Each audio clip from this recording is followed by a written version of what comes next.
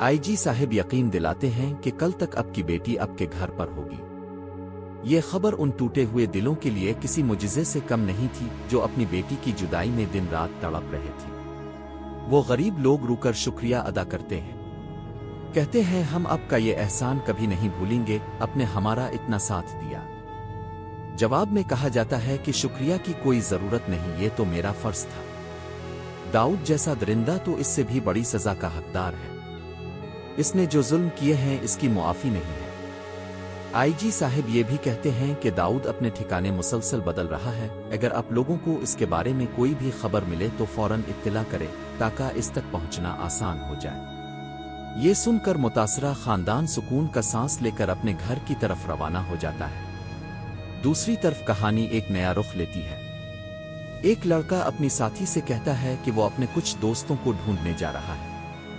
एक दोस्त फिल्म चौकी पर रहता है और दूसरे का एड्रेस इसके पास है। नंबर तो बंद है लेकिन उम्मीद है कि मिल जाएगा। वो लड़की कहती है जल्दी वापस आना, यहाँ मेरा दिल बहुत घबरा रहा है, अब तो मुझसे ठीक से खाया भी नहीं जाता।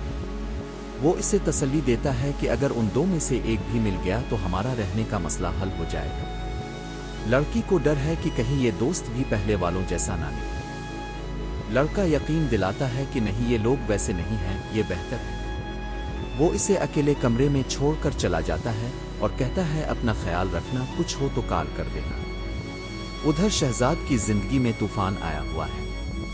नायला इससे सख्त लहजे में कहती है कि लोग अभी महविश की हरकतों पर हंसना बंद भी नहीं हुए थे कि तुम्हारे बाप ने दूसरी शादी करके एक नया तमाशा खड़ा कर दिया है। तुम्हारा घर सर्कस बन गया है और मैं अब इस घर में कभी वापस नहीं जाऊंगी।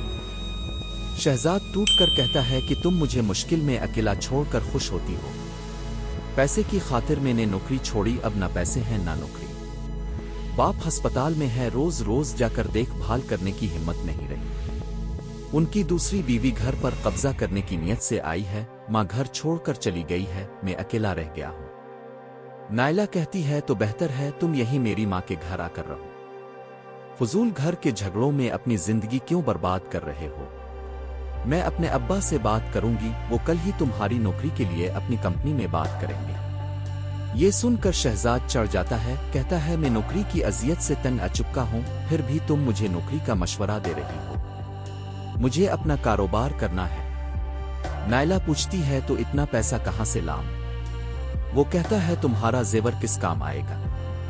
नायला हैरान रह जाती है और कहती है शहजाद तुम ये कैसे सोच सकते हो कि मैं अपना जेवर बेच दूंगी? जेवर तो मुश्किल वक्त का सहारा होता है। शहजाद कहता है मेरे लिए इससे ज्यादा मुश्किल वक्त क्या होगा? नायला जवाब देती है कि अगर कारोबार में नुकसान हो गया तो हम कहीं के नहीं रहेंगे, इस बारे में मुझसे बात मत करो। फिर कहती है अगर कारोबार का इतना ही शौक है तो अपने बाप से जाकर प्रॉपर्टी में हिस्सा मांगो। वैसे भी इसकी दूसरी बीवी ये घर बिकवा कर ही छोड़ेगी और अगर घर बका तो सबसे बड़ा हिस्सा तुम्हारा ही होगा। कहानी का सबसे खतरनाक मोड़ तब आता है जब होटल के कमरे में अकेली लड़की के पास होटल का मैनेजर आता है। वो मीठी बातों से अंदर आने की कोशिश करता है, कहता है मैं इस होटल का मैनेजर हूँ, सोचा आपसे मिल लूँ, कोई तकलीफ हो तो बता दो। लड़की सख्ती से कहती है मुझे कोई तकलीफ नहीं है, लेकिन मैनेजर की नीयत साफ नहीं होती। वो कहता है अंदर आकर थोड़ी बात कर ले, दूसरा बंदा तो यहाँ नहीं है। लड़की दरवाजे पर खड़ी होकर इसे रोक देती है और कहती है आप अभी अंदर नहीं आ सकते। मैनेजर इसे घूरने लगता है और धमकी देता है। लड़की कहती है इज्जत से चले जाओ वरना मैं शोर मचा दूंगी। मैनेजर हंसते हुए कहता है शोर मचाकर तुम अपनी ही इज्जत खराब करोगी, करना है तो शोर मचा लो। लड़की चीख कर कहती है यहां से चले जाओ वरना मुझसे बुरा कोई नहीं होगा। लेकिन वो दरिंदा आगे से कहता है मुंशी फरीद याद रखो, शिकार इतनी आसानी से हाथ से नहीं जाता। अब सवाल यह है कि क्या वो लड़की इस दरिंदे से अपनी इज्जत बचा पाएगी? क्या इसका साथी वक्त पर वापस आ जाएगा?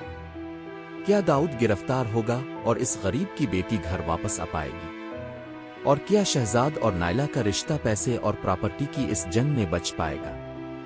दोस्तों ये था ड्रामा वाली का जबरदस्त एपिसोड जहां हर किरदार अपनी अपनी जंग लड़ रहा है। अगर आपको ये वीडियो अच्छी लगी हो तो लाइक, शेयर और सब्सक्राइब जरूर करें और मिलते हैं नेक्स्ट एपिसोड में एक और जबरदस्त स्टोरी के साथ। अल्लाह हाफिज।